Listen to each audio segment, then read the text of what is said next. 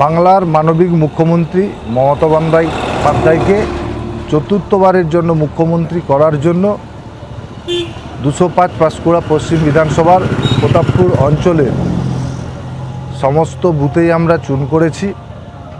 আর 205 পাঁশকুড়া পশ্চিম বিধানসভার 107 নম্বর বুথে আজকে আমরা দলের 26-এর নির্বাচনকে সামনে রেখে আমরা দেওয়াল লিখন শুরু করেছি। এখনো তো প্রার্থী নাম ঘোষণা হয়নি, সেক্ষেত্রে কতটা আশাবাদী? আমাদের 294টা আসনেই প্রার্থী মমতা ব্যানার্জি।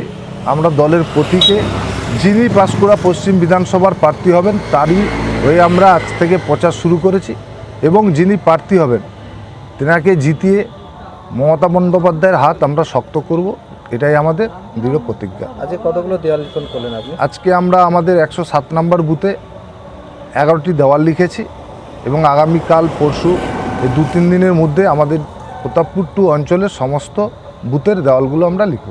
কতটা আশাবাদী জেতার ব্যাপারে? জেতার ব্যাপারে আমরা 100% আশাবাদী। মূলত কি মানে উন্নয়নকে হাতিয়ার করে একদম উন্নয়নকে 15 বছর ধরে মমতা বন্দ্যোপাধ্যায়ের যে উন্নয়ন এবং মমতা বন্দ্যোপাধ্যায় যে কাজ করেছে সেই কাজের ভিত্তিতে আমরা জেতার ব্যাপারে আশাবাদী। আপনার নাম আর কি পদে আছে? আমার নাম শেখ জহিরুল ইসলাম, পাঁশকুড়া পঞ্চায়েত সমিতির পূর্ত পরিবহন কর্মাধ্যক্ষ।